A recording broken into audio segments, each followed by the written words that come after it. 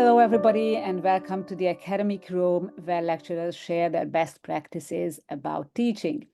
Today, I have the fantastic Dr. Dilesha Rathnayake with me. Hello, Dilesha. Thank you for being here. Hello, Dr. Timia. Thank you for inviting me. And with Dilesha, I've been working for a while now, and I'm so impressed by how well organized you are, always well prepared, which I think is the basis of everything, and fantastic feedback from the students about you. And I've just talked to a junior lecturer colleague who said that learned a lot from you as well. And obviously, I learned a lot from you as well. So this is why you're here today, Dilesha.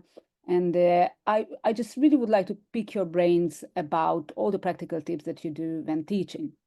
And Dilesha is a senior lecturer and program leader, and you teach finance and accounting, right? Which I think many of us think as quite dry topics. I'm sure they are not. So that's the first question. How do you approach such an abstract and often dry topic when you deliver the lectures, which are often 1 or 2 hours, and you have a young audience? So what are your tips of keeping them engaged, getting their attention, and really being interested in this topic? Yes. So first of all, I want to thank you again for inviting for your platform and giving me opportunity to talk about my experience with the student. So I have experience of teaching with back like in Sri Lankan students as well as back in China and also in UK. So when I talk about this accounting and finance context, so it's little bit difficult for some students to understand. So how do I go through the module and the complicated theories and other things? I break down into small pieces and I always support them with something with visual or graphical representations. Like I create some kind of tables or some like a flow to understand them. And then I explain the concept with always practical examples. Mhm. So my favorite example is Tesla or Apple because it's more convenient and also everybody knows it and students like to learn about it. So Mhm. it helps. So when we explain with examples, they always listen it and they try to understand it. And also I ask them like, do you understand it? Do you have questions? So they come back to me. I think it works well. Yeah, absolutely. So the examples really, really help a lot. And when you have a team of students at the lecture and you feel like somebody is not really following it, or they are distracted, they are looking at their phone or whatever, what do you do to keep everybody like make sure that everybody is involved? Yes, I think if I'm following the flipped classroom techniques here, Okay. so I start with different things. So it's not like 1 hour session. I just deliver the session using a PPT presentation. Most of the students are nowadays using mobile phones. So I let them play with the mobile phone with the presentation. How do I do that? I use Mentimeter in my presentations. So whenever I want to ask a questions, I let them answer the questions using Mentimeter, and they scan it, they send their answers so they can see the final outcome. So it's fun for them. So from the Yeah, fun, actually, absolutely. they are learning. Yeah. So it's not like don't use your mobile phone, but take your mobile phone and use it. Yeah, that's Yes. really, really great. What do you have some other tools that you use apart from Mentimeter? Do you have some others? I had a lot of Actually, wicked some. Mentimeter, yes, but I used to walk around the class multiple times. I do not stay on the tutor's computer that place. From the front desk to behind, the most behind desk, I always reach. And students know that I am moving all around the class. So Mm-hmm. they try to keep engaged. That time, I think it's working. Yeah, it definitely does. You don't have that distance of you just stay here. Yeah, that's very good. And if we talk about Mentimeter, that's very interesting. What kind of things do you have the poll, or what are the functionalities that you use there? If we go a I little bit use back. the questions and so questions in the presentation so students can scan the barcode and Mhm. answer the questions at the real time. Mhm. So that function normally I use that function in the PPT Okay, so it's presentation. a bit like for you to see what they know about the questions before you talk about it or after you talked No, about it's it. in the before, in the middle of the Okay. session, and also at the end. Like, are they Ah, satisfied? Especially at the last session, I am asking to provide their feedback using Mentimeter. So they Okay. provide feedback, and I asked them, what is your suggestion for this module? Did you learn something? Okay. Yeah, no, this is really good that you can see what they know at the beginning, then you deliver and you can check back if they Yeah. understood that. Wow, this is really good. And in terms of like this was the lecture, in terms of the seminar, how is it different? Because it's quite evident that you do a lot of activities already in the lecture, so it's not like just you talking. What do you do in the seminar or the workshops? Right. So in the seminars, actually it differ from the level with my experience. Maybe other lecturers are not agree with my opinion. The thing is, for example, level 4 students, they are really young and energetic, and it's hard to keep them engaged, especially with the seminars. So I always go with group activities Mhm. or activities with the friend, the pair activities, two people doing similar kind of activities. And I always go with role play for the theoretical modules like leadership modules or some kind of HRM modules. I can ask them to do a role play to imply the contents that they are learning. And, but for financial and accounting, we always come up with these small cases, examples, practical cases, and let them solve as a group, not individually, Mhm. and exchange between students. So it works for level 4. But Uh-huh. when it comes to level 7, MSc student, I believe they like to work alone. Oh, really? This is Yeah. what. Okay, that's why is that? Why do you think is that? I think they are matured and Hmm? they have experience in the Mhm. same field. So each one has their own scope and the working conditions. So they prefer to work alone. So in that way, still the group work is encouraged, but individual attention for all the students in the class or the seminar, I think it works well. Mhm. Like if someone is not talking, someone is not answering questions, I am pointing out, why are you silent? I would like to hear your voice. And this very nice way come back to student, and then they are talking and reply Oh, in that's the great. classroom. And Uh, also one more point I want to add, students are always expect to appreciate from tutors. They mhm. really like when we say, you are doing good, your answer is really good, Okay. an excellent answer. So if you do like that, they like to talk, they like to engage more because they know they have a value and their voice is appreciated in the classroom. That's very nice to mention. Recognition is so important, right? Exactly. And in terms of you mentioned, it's very good to talk a bit about the differences between the levels. You teach from level 4 to 7, and you mentioned that they prefer working groups in level 4, while in level 7, individual tasks individually. Do you also make some difference in terms of the activities that you give them, or what they should work on, or what are other differences that Mhm. you apply in your teaching, whether or lectures or seminars? Yes, as usual, level 7 is more advanced and they like to solve complex situations. Mhm. So if we give a real time case or some kind of a problem to solve as a team or individual, they like to do it. And also they like to read. Level 7 student. But level 4, they like to discuss and they like to move around the class. So flipped classrooms always work with level 4. Mhm. How do Yeah, you do the classroom? right. So as example, I start with the PPT presentation. I deliver the concept. I don't wait till the last slide of the session. Give an example and I ask them to solve it during the class. So when they try to solve it, I ask them to come to the board, do it in the board.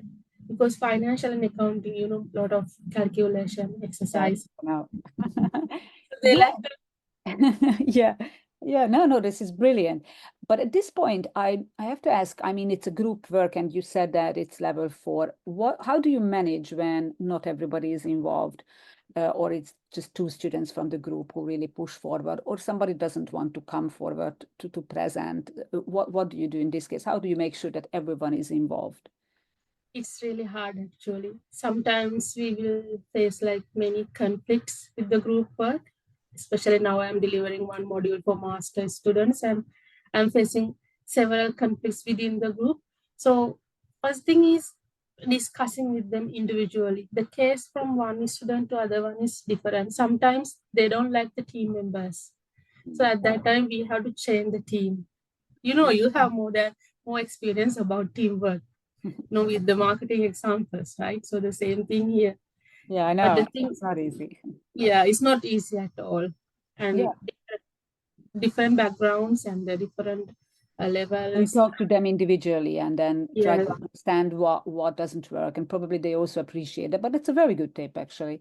And you know what? It's like group work is not easy in any ways outside of academia either, because it's, yeah. yeah, that's why we do that for them to practice this. So, no, this is brilliant to show appreciation and discuss with them individually. This is really And good. sorry, one more thing. I always like to explain to them when you join for a company or organization, you need to work as a team. There are no individual people working. Yeah, So you have to get practice from this classroom. Maybe we like team members, but we maybe we don't like, but still we have to stay with the team. So once like we absolutely. So it's get, 100%. Yeah. yeah, And I know that you run business simulation, which is a totally exciting. And by the way, it's so much about employability because it's really like running a company. So what are your tips on how to make that work? I know that it's terribly demanding because they really have to understand a lot of the areas of a business and make them work as well. So this is a very practical one. So it's just your views about how to add employability into the lecture workshop. What do you do to nurture that environment so that students really understand that it's about their future, it's about the real life. So do you have some tips or thoughts around that? yes. So that's a group activities. Actually, they have team members. So basically, we are creating teams with different background, like two marketing students, two HRM students, and also finance students. So as a team, they can play this simulation game. So it's a real life experience they are taking during the studio sessions. So they have supported with a lecture also how to play the game and what are the key aspects they have to consider. So each week they see the results, and based on the results, they do analysis and again make the decisions. So in the beginning, as our experience, kind of they are lost because they are not used to do this type of real life experience or experience learning activities in the classroom. But after 2 weeks, they get the flow and they understand it. Now they are alone doing it. It's excellent. I mean, now they know what to do. They play the game. Sometimes they teach us. They Oh, say really? this is like this and this, that is what we are doing, and this Hmm. is the outcome. It's really interesting. The thing is, in the initial level, we have to provide a lot of support. But after 2 weeks, two rounds of the game, they are by themselves. Oh, So they're really? really enjoying it, and already like students providing comments like, "This is the best course, the best module we Wow. have learned. Yeah, Yeah, we have certainly. experienced it." And one student want to buy it by himself to Oh, play it really? again. You know what, they can start a business and then yeah, but it's really good to hear that they actually after 2 weeks they like doing themselves, because I think it's also a question, especially with level 6 and 7, how much support do we give students, how much we babysit them. They tend to come back to us and ask, is that right, how shall I do it? But we want them to find out as well, right? So that's also a question. How do you do that? How do you manage when you prepare people for students for assessment or give some summative feedback? How do you make sure that they also have their own initiatives and it's not like they're just doing what you tell them to do and what you think is good? Do you have some thoughts around that? Yes. So one thing with the assessment, it's a good question actually, because nowadays we are facing with a lot of troubles with assessment marking with the new technology. So what I am doing, I always ask them to bring the work like in week wise. So it's like continuous assessment support. Mm. I'm not waiting till week 11 or week Right. 12, last day of the semester. I ask them to start earlier so they have time. So they will bring some work, maybe 1 week introduction, 1 week some part of literature review. It depends on the module. Mhm. Then I give feedback to develop it. Then again, next week, they're coming back with some extra work. They're expanding the work. So in that way, and with the continuous support and the feedback, they include their own innovative ideas. They include the real-time experience and examples. It's not like they just doing something at the end, just following the assessment brief like in a rush, because they have plenty of time to work from the beginning. And I'm providing the feedback. And also I always tell them like, students, if you do it from in advance, you can get good marks. And if you have good marks for your assessment, and if you complete your degree in a first class, that is the main thing I'm telling for students. If you have a merit, if you have a first class, it's very easy to find a job, very easy to get a scholarship for your next level of education. That's true, right? Yeah, no, absolutely. I really love that you relate it right back to real life, what they can get out of it, real life. Yeah. So I'm motivating them. So Yeah. that is a motivator for them also. So they are doing assessment earlier. So one module now we are almost in, and I have 9 students. Out of 9 students, 7 students assessment is ready. That's amazing. It's I like 90% is This is ready. fascinating, really. I mean, because it's really like at the beginning, the first week, students just tend to not even worry, and they lose that time. That in the end, they try to do everything last minute.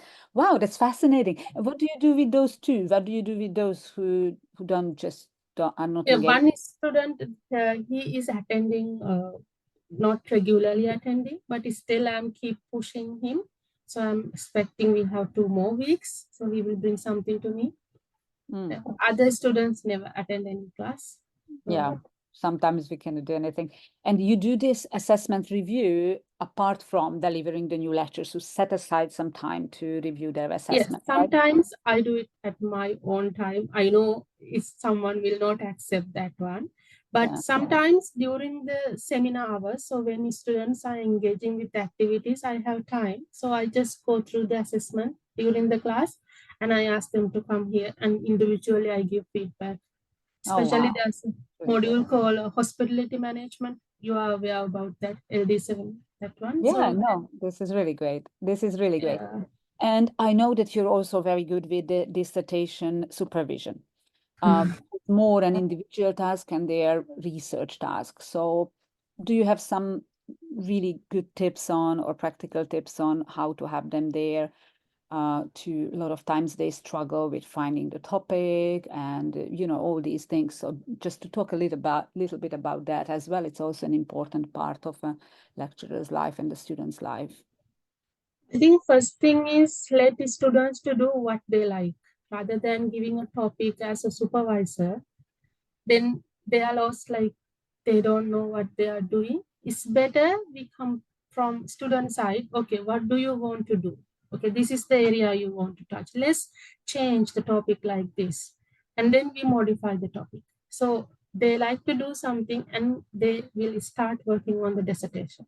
So always dissertation process is like continuous feedback. We week by week, we give them guidelines and they come up with the progress work. Then we provide feedback. One more thing that I am doing with my dissertation students, the, the development of technology. Now we have different tools with AI, but those AI tools who support for research.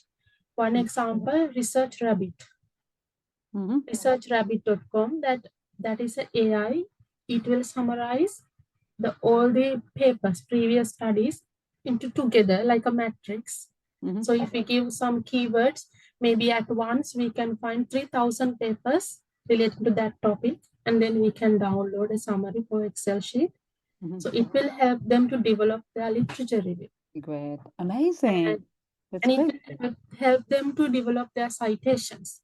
Mm-hmm. So it's an accepted AI. Mm-hmm. So it's because it's not generating any content. So it's just summarizing all the papers. Yeah. By the way, it's so good that you brought it up. Let's talk a bit about this, that AI in education obviously could be used as anywhere else for good and bad. How do you see it as a supporting element?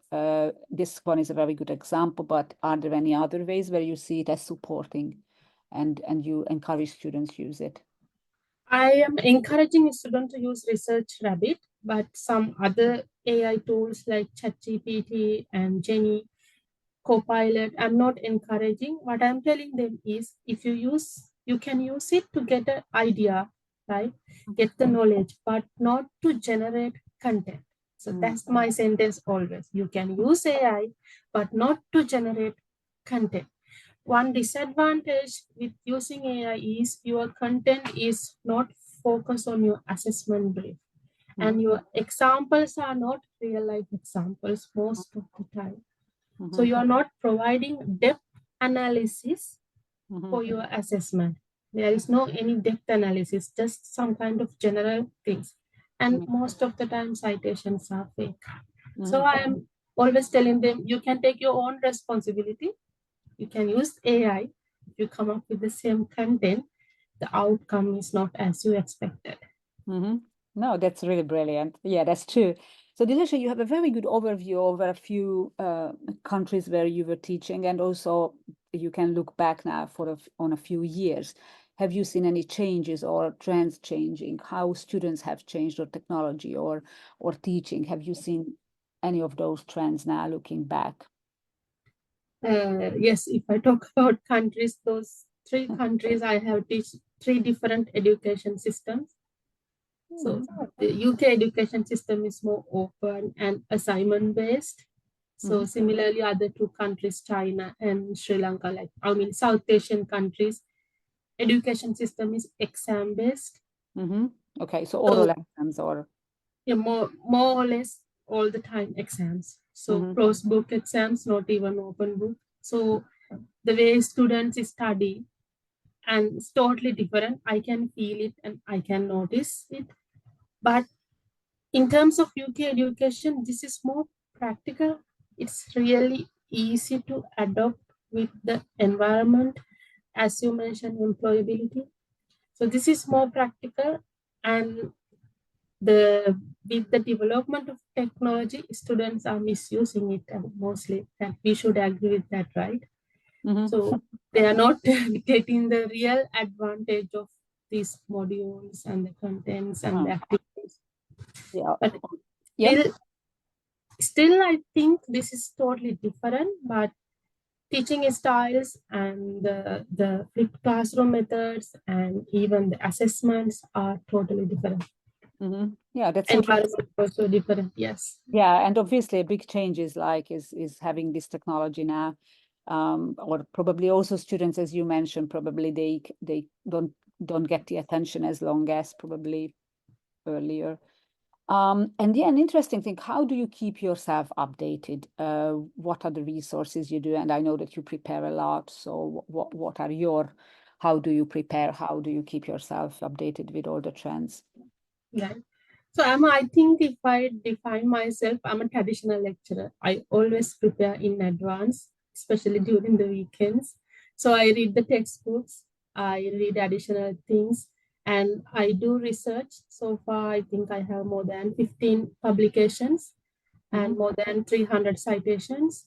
So at the same time, the preparation for the class, the thing is, if we are not prepared well, students can notice it when they ask questions, because nowadays students have more knowledge than us at some point, and they can get real-time answers, but they just ask from internet or other AI tools if we say something incorrect or if we make a mistake.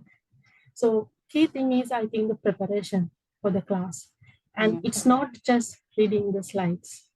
Yeah, I know. But how do you prepare? I mean, you have your own resources and you prepare for the subject, yeah, or that you're teaching. I'm following the university resources that have given in the teaching and learning environment. And also I read from the library, university library online, the books. And I always try to link with the case studies. For example, like they have a seminar activity, but I feel the same content, but I feel the way of handling the seminar activity is kind of bored and it's the repeating. So I change it. Can I give one example? Yeah, please. Recently we had a module with, and we have a seminar. So seminar was to compare the entrepreneurship is entrepreneurs are born or made, Mm-hmm. right? So a student has to talk as a group and make a comparison and present in the class. So instead of that way, I thought if we go for a debate in the classroom, it will make more interesting. Wow, that's great. And it was a small classroom, like 16 students. So I divided to two groups. One group was talking about entrepreneurs are born, other one was entrepreneurs are made. They made it very nice. And they said this is the best day, like in Yeah. their this semester they enjoyed a lot. And Oh, it this was is a very a good real thing. debate. It was a Yeah. real debate, like one student was giving points and one was breaking the point. It was really nice. At same time, they learn a lot. Yeah. And No, that's especially brilliant with because you just you tell them which side to yes, defend, I right? So, made two yeah. roles and then I gave them, asked them to choose. So it's like a real one debate. Yeah, it's a real one. They Love prepared this. during the session. They did not do any homework, nothing. No, that's real. That's great. That's great. And you mentioned, let's just talk a bit about it, making a mistake, or when a student is kind of challenging you or telling you that in their experience it's not like that, or what they read is not like that. How do you handle that? When it can be a real mistake. It can be something that they understand it as a mistake and it's not. Have you have had any experience with that? Uh, I had a lot actually. You know, teaching in level 4 is not easy at all. I'm sorry for saying that, but that's the truth. No, no, we have to know about People it. have Thank more patience. If you don't have patience, you can't teach level 4 students because they are really young, are just after high school, and they like to argue and they are not listening. So many things. So first thing is I give them respect. I let them talk first. I then one by one point I explain and I break it and finally come to conclusion. I never block them talking or presenting their views or ideas. But at the same time, I always mention the classroom discipline and respecting to each other is really important and you all here to learn. And lecturers also do mistakes. you. Then when we say like this, they try to understand it, right? So it's easy to manage. But with level 7, uh, I mean maturity students, if something happen like this, the best thing is just let students to explain and argue or the points that they want to talk. Sometimes they are emotional, so let them flow everything, and then once it cool down, then we start talking. Mhm. So it's all personal management skills, I guess. Yes. So in our job, I think we must have personal management, personal relationships. If they are not going to class with a nice smile and a nice pleasant face, they are not like listen to us, right? So Oh, yeah, that's a very nice, that's a very nice tip. No, thank you. And yeah. you're very good, you're very good at that. I No, was taught by my first professor at the first time when I entered to academia. She said, Dilesha, first thing in your life, in the academic life, you must smile in front of the student. okay. Students are here to see the smile. So I keep remembering it all the time. I try to smile and make a pleasant face. Yeah, I can confirm that. And that's a very, very good tip. And it's a very good tip. So thank you very much. I could listen to you forever. You've shared amazing gold nuggets. Thank you so much for your time, Dilesha. And I'm just kind of so impressed how you prepare, how you deliver the patience you have and all this, passion, which comes across. So thank you so much for being here, Dilesha. And thank you everybody for listening. This was another amazing episode of the Academic Room, and please come back to the next episode. Thank you. Goodbye.